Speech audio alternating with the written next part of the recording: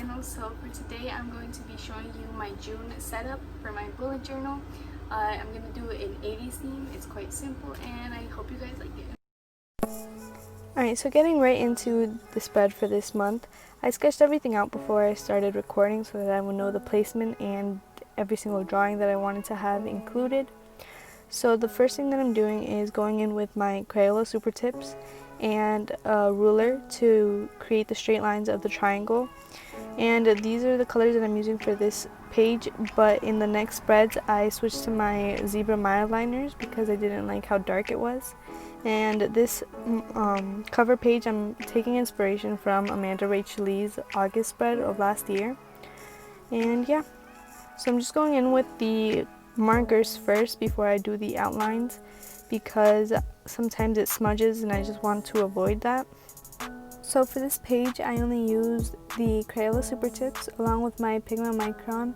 I use 0.1, 0.3 and 0.5, and I also use my Tombow Fudenosuke calligraphy pens. And here I'm just outlining and writing the title, and that's it.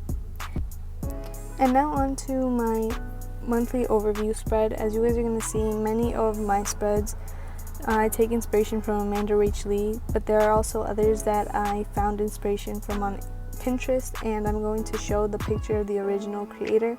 I don't specifically have their names, but I'm still going to put up the original pictures. So now I just did the spaces for every day of the week and for the numbers.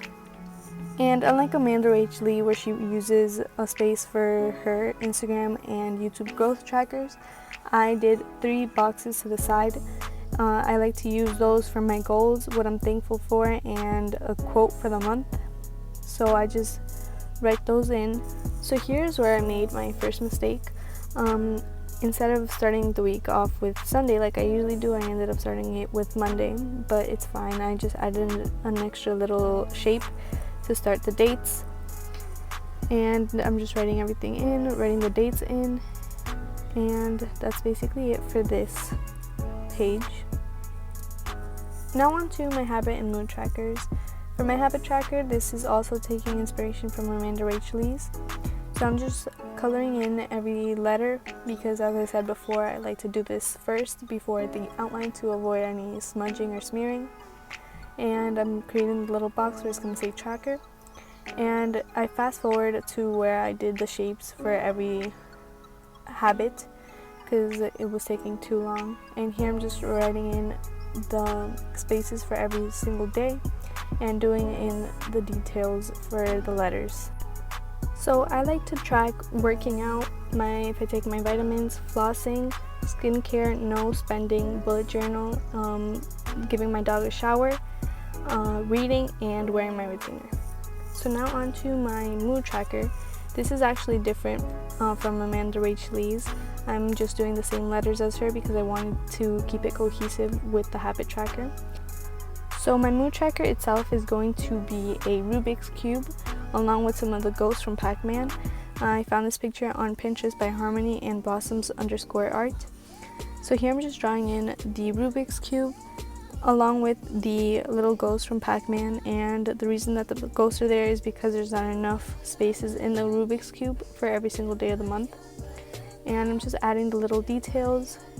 And when I was coloring in, I didn't realize that the little ghosts were for the tracker itself, so I had to add 3 extra ones. And then I did this border and I just did it off camera because it would take too long. For my memories and sleep trackers, I like to keep these fairly simple. I keep an open space for the memories, and for sleep I just write down every single day of the month along with the hours. I like to keep it in a graph form. And the next is the 2 lines a day. I got this idea from Art and Foxes.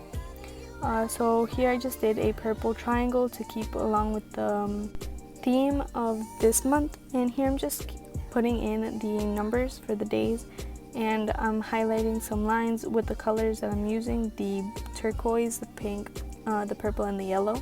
So when I'm doing this spread, I like to keep it simple and keep in mind that I'm going to be writing for the rest of the month, so I don't want it to be too distracting. And that's it for this spread. Now onto my first weekly spread. This is the picture that I'm using inspiration. This is also from Amanda Rachel Lee. I'm drawing in the triangles, and as usual I'm doing the coloring in first with the zebra mile liners.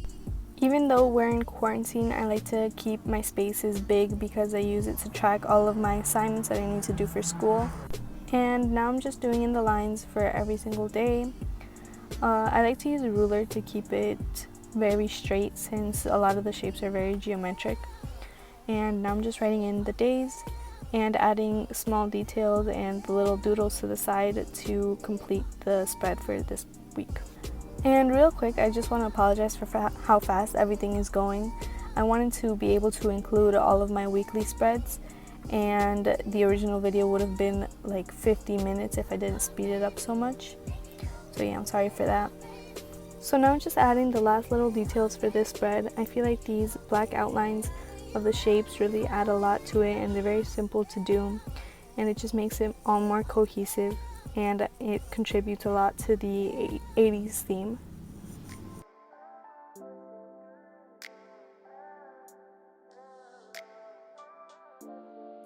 And this is how my first weekly spread turned out.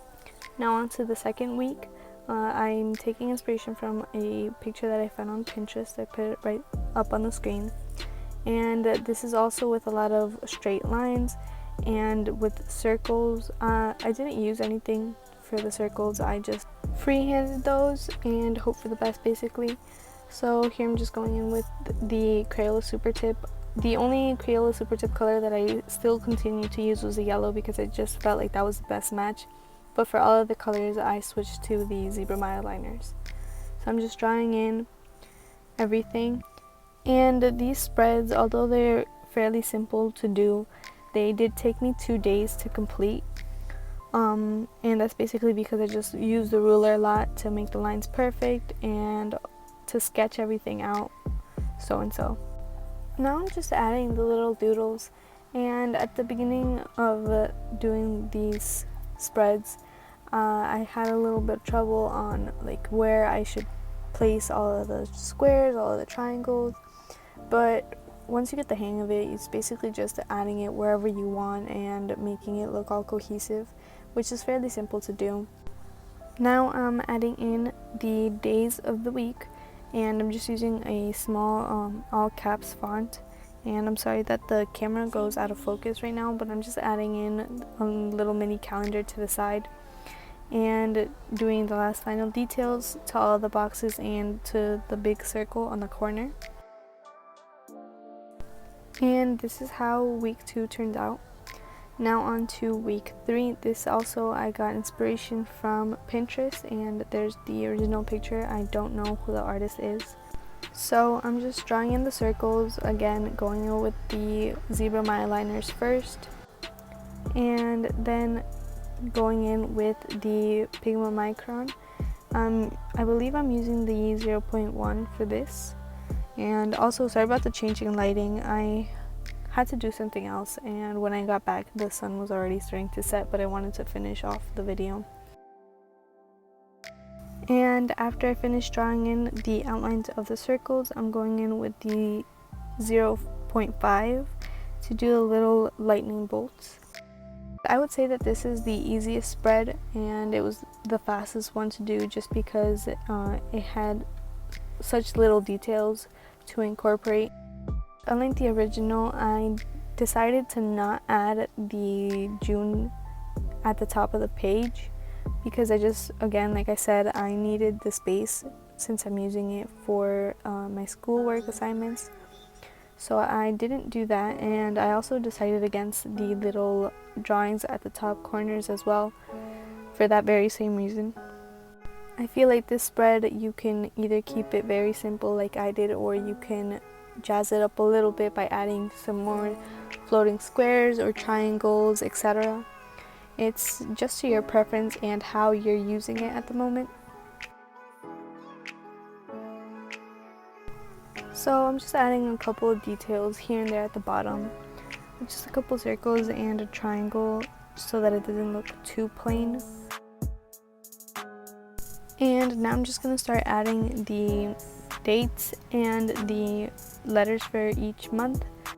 So this is my first video bullet journaling, so please let me know what you guys think about the camera angle, about the duration of the video, etc.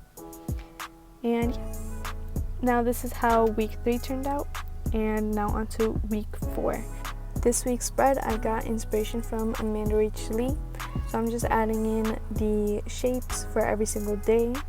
I like to basically make it a pattern, but also at the same time that kind of made it difficult later on when I was adding the shapes, because I didn't know what colors to put so that it wouldn't look like there was too much of turquoise, for example, or too much of pink in this area, but I think in the end this still came out pretty good.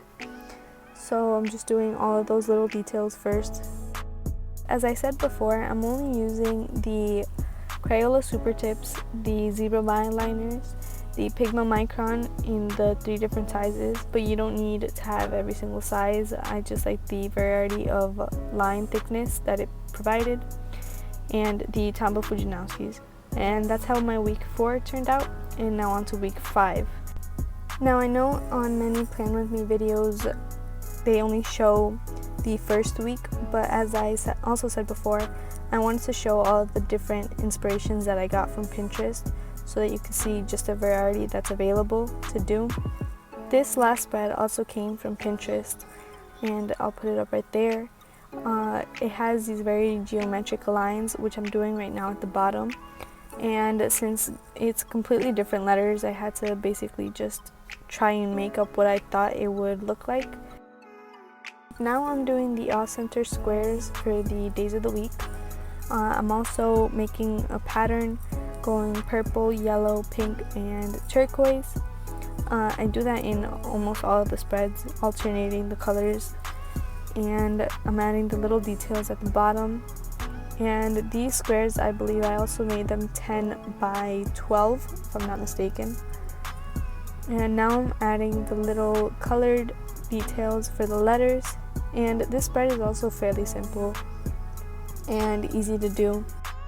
I really enjoyed adding these simple details such as the outlines of each shapes and the colored blocks for the dates that were uncensored. I think they added a lot to the spread. Even though it was so simple, it gave it more of an intricate look. And now I'm just finishing off by adding the days and using an all caps font, and this is what my last week looks like. And this is the final flip through for this month.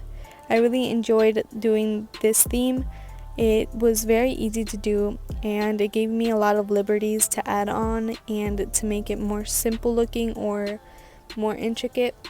I hope you guys enjoyed this video, and make sure to give it a thumbs up and subscribe. Let me know what you thought in the comments down below. Alright guys, that's it for today. Thank you so much for watching. Let me know what you thought in the comments down below, and stay tuned for more bullet journal videos, some more makeup videos, etc. Bye!